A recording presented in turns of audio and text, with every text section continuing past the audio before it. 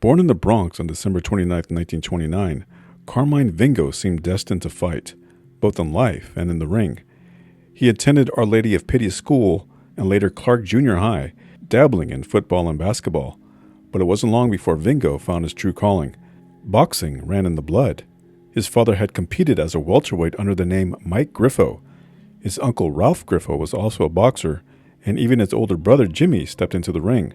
Still, Carmine hadn't given much thought to boxing until trouble found him at age 16. Arrested for stealing a car, Vingo found himself staring at the ceiling of a jail cell. On the second day behind bars, everything changed. He saw a newspaper photo of his brother Jimmy celebrating a win in the ring. The image hit him harder than any punch. "I could see where I was heading," Vingo said, "and it wasn't good. Becoming a fighter suddenly became my only hope." From that moment on, he threw himself into boxing with urgency and purpose. He fought 15 amateur bouts and won every one of them by knockout. Though he idolized featherweight legend Willie Pep, Vingo's own style couldn't have been more different. Where Pep dazzled with footwork and finesse, Vingo was a bruiser, a come-forward slugger with a devastating left hook.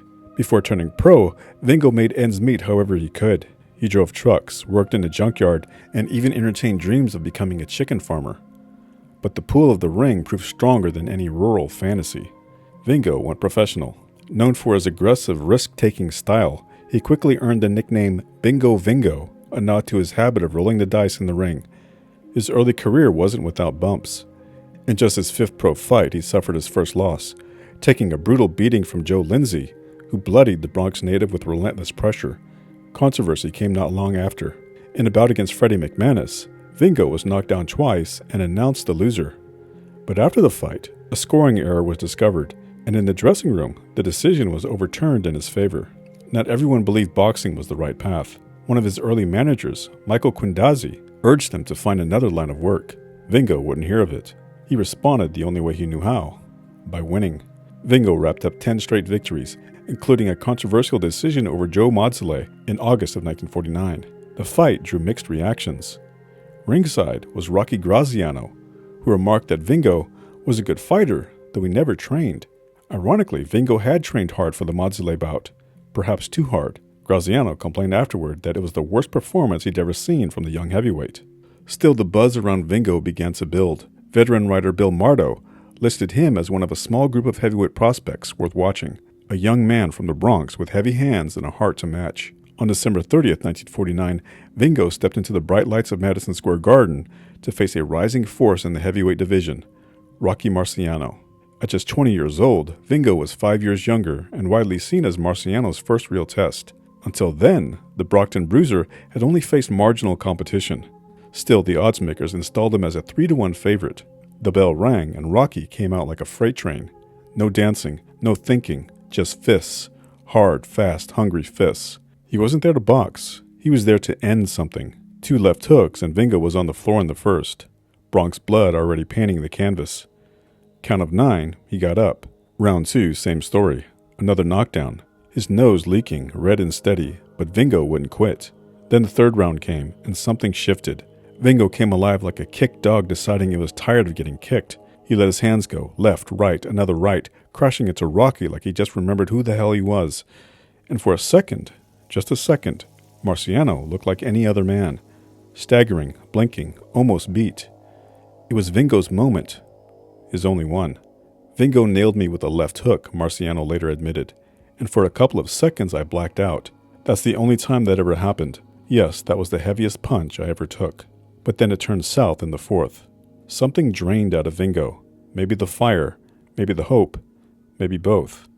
He started catching more than he threw, and by the fifth, it was just Rocky's playground. One-way traffic, a slow public execution with gloves. The crowd could smell it. They started yelling for the ref. "Stop it, Harry," like shouting at a train that had already left the tracks. Then came the sixth. Marciano found his spot, wound it up, dropped a left hook like he was splitting wood, caught Vingo clean on the jaw. Loud, final, Vingo hit the mat like a sack of wet cement.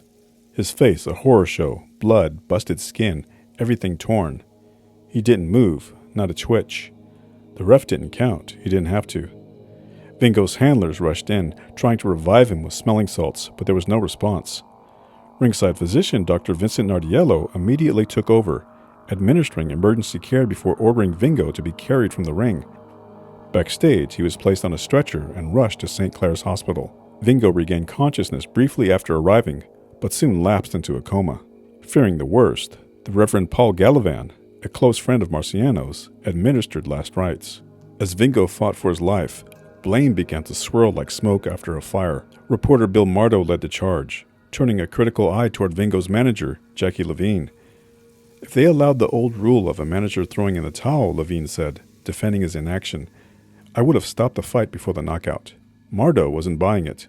He placed responsibility squarely back on Levine's shoulders, arguing that the manager could have spared Vingo unnecessary punishment by simply alerting the referee between rounds. The reporter didn't stop there. He also pointed fingers at ringside physician Dr. Vincent Nardiello for not halting the bout sooner, and he blamed Marciano's manager, Al Weil, for choosing Vingo as an opponent because he believed the young Bronx fighter would be an easy mark. Just another name on Marciano's growing resume. But in the hospital, far from the finger-pointing and second-guessing, the tone was somber and still. Doctors gave Vingo a 50-50 chance to survive. Marciano, shaken by the outcome, joined Vingo's parents and his fiancée Kitty in prayer. Just one day before the fight, Kitty had bought Vingo a birthday cake. He had turned 20 the day before he was nearly killed. Vingo remained in critical condition. The days crawled by. And then, after 6 long nights, a sign of hope. Vingo regained consciousness, and to the relief of everyone, began answering questions with clarity and calm. Had he died, Vingo would have been the 19th boxer to lose his life in the ring in 1949. Instead, he defied the odds. Not with a punch, but with sheer will to live. In the months following his near-fatal bout with Marciano, troubling details emerged about Vingo's past. Clues that, in hindsight, made his collapse in the ring feel tragically inevitable. When he was just 2 years old, Vingo had suffered a skull fracture after falling from a window. The early trauma left him with impaired hearing and partial aphasia, a condition that affects speech and comprehension. Years later, in May of 1947, a judge took those injuries into consideration after Vingo was arrested for stealing a car. At the time, he had already competed in 7 amateur bouts. The judge, concerned for the young man's future, placed him on probation and urged him to leave the sport. You should hang up your gloves, the judge warned, before you wind up in an asylum, or worse. Prophetic words, almost haunting in their accuracy. When word spread that Vingo had regained consciousness after the Marciano fight, the boxing world breathed a collective sigh of relief. Marciano himself returned to New York to visit him, and the two forged an unlikely friendship. Despite the goodwill, the realities of life hit hard. Mounting medical bills quickly drained Vingo's modest resources. Though members of the boxing community visited and spoke of organizing a benefit to support his recovery, the promised fundraiser never came. Vingo leaned on the love and support of his wife during those years. Eventually, he found work as a machinist at a defense plant in the Bronx, earning just $69 a week by 1962, a far cry from the life once imagined under the bright lights of Madison Square Garden. The damage he sustained in the ring never truly healed. He walked with a limp, his right leg stiff from neurological trauma. His peripheral vision was compromised in both eyes. He couldn't drive a car. Even the simple act of putting on pants required him to brace himself against the wall for balance. Still, he pressed on. In the final chapter of his working life, Vingo took a job as a security guard at an office building in Manhattan. There were no crowds, no cheers, no headlines, just quiet perseverance. When Rocky Marciano died in a tragic plane crash on August 31st, 1969, the New York Times published a glowing obituary of the undefeated heavyweight champion. It praised Marciano's loyalty, noting, quote, despite his reputation for conservative spending, Marciano had a list of beneficiaries to whom he sent money to on a regular basis. One of these was Carmine Vingo. But not everyone agreed with that version of events. Vingo's wife, Kitty, didn't mince words. The only thing we ever got from Rocky were promises, she said. He'd tell Carmine that he'd have something for him soon, to put him in some business, that he had some property for him in Florida, that he'd have a benefit for him. Nothing. Each man for himself in the fight game. That's the game. Still, Carmine himself harbored no bitterness. I didn't care, Carmine said.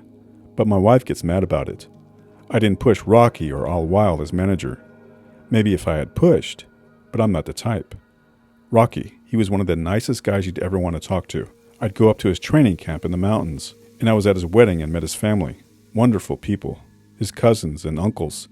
And I went to his funeral, paid my own way. Vingo never received the $1,500 check promised for his fateful fight against Marciano. The money was swallowed up by medical bills that totaled over $4,000. Yet somehow, those bills got paid by someone who never came forward. It could have been Rocky, Vingo said. And he couldn't have much money because he was just starting off like me. He didn't start making it big until after our fight. The ring never gave Carmine Vingo a crown. Just scars, hospital bills, and a place in the shadows where the forgotten fighters live. But he lived through the kind of night that makes other men ghosts. Got up when most wouldn't have. Walked through the rest of his life with a busted leg, dimmed eyes, and more silence than applause. Never whined, never begged, just kept going. No fairy tale, just blood on the mat and the long walk home. On June 2nd, 2015, Vingo died in the Bronx. Natural causes, they said, 85 years old.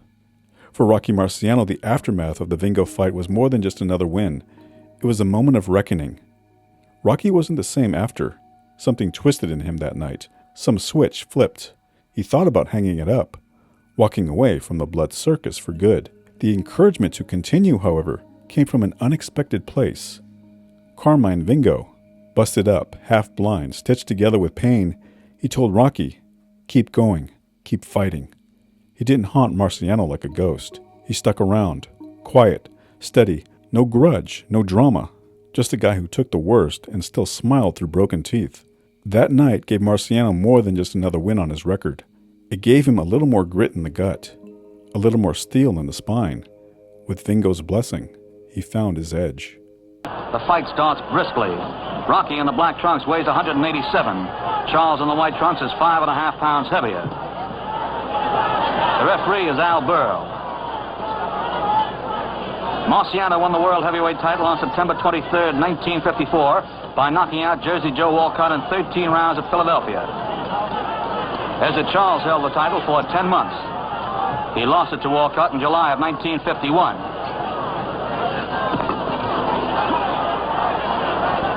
Rocky Marciano, grim and determined. Ezzard Charles hooking away with that left hand. Charles beating Marciano to the punch.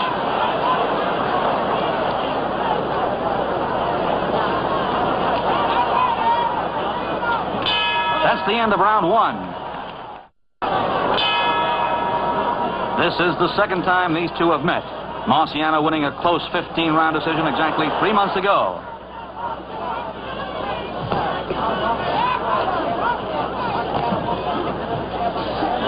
Ezzard Charles trying to keep Rocky Marciano off at long range, hits him with a good right hand. Marciano strong as a bull, though.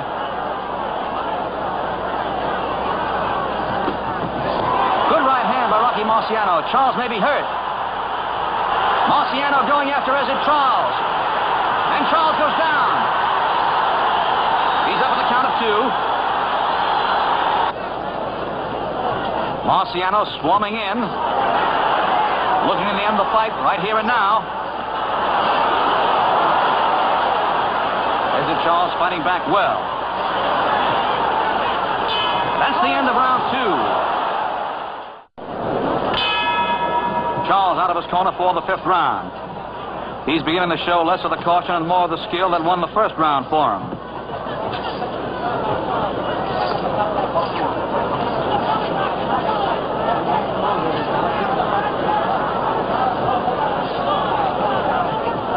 Ezzard Charles hoping to become the first man in history to win the heavyweight crown again.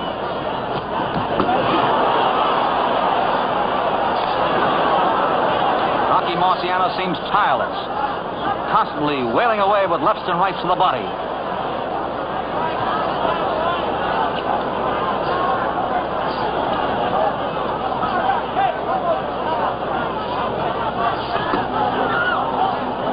Ezzard Charles holding on now, but Marciano keeps belting away.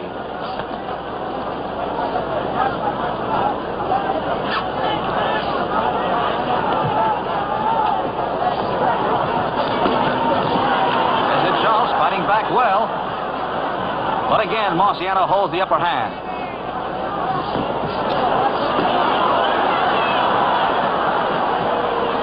Marciano will miss a few. But when he lands, they really hurt. The end of round 5.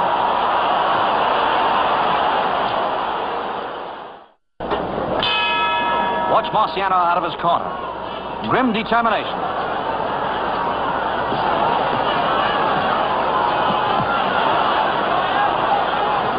This 6th round sees Charles making another nice start of the round.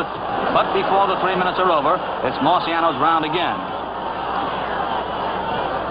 Rocky has won all of his 46 professional bouts, 42 of them by knockouts.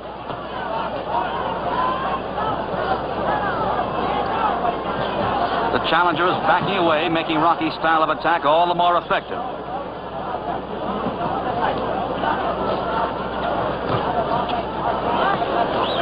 Rocky slowly wearing his man down. But Charles is a real cagey veteran, having won 87 of his 99 professional bouts.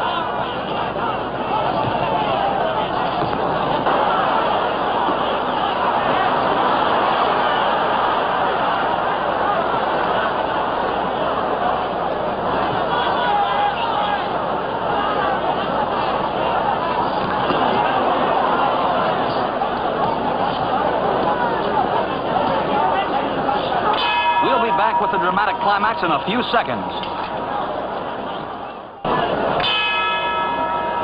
Marciano's nose has been split into 2 ribbons of flesh, and his handlers have covered it with a Pinocchio-like bandage. And that nose is a target for Ezzard Charles, and a legitimate target. In their last fight, the champion was slowed up by a gash under his left eye, and Charles knows it's one way to slow him up again if possible. But Marciano's aggressiveness is not making it easy.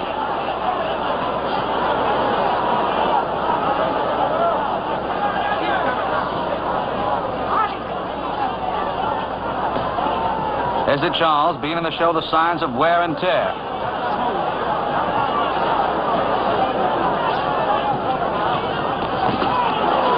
Good combination punches by Rocky Marciano. Charles may be in trouble again.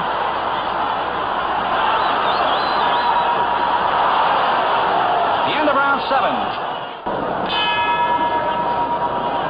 The 8th round has hardly started before Charles is to open a cut under Rocky's right eye, but this was to be the final dramatic round of the fight. And from here on out, it's just a case of the bleeding champion measuring his man for size.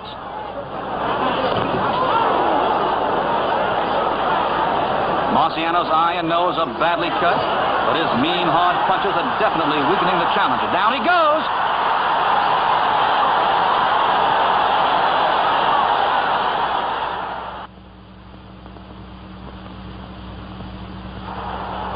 Once more, a chance to see the punch that sent him down. There it is. He's on his way. Rocky is all business.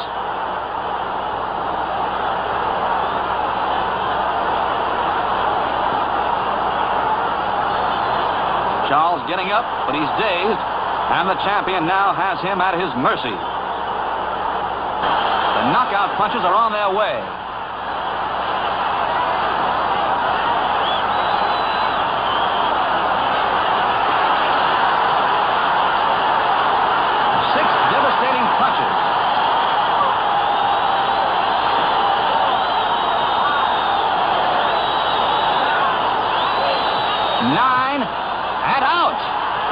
It's all over. Now count those 6 punches in succession. 1, 2, 3, 4, and that's it. The time, 2 minutes, 36 seconds of the 8th round. Winner by a knockout, and still heavyweight champion of the world.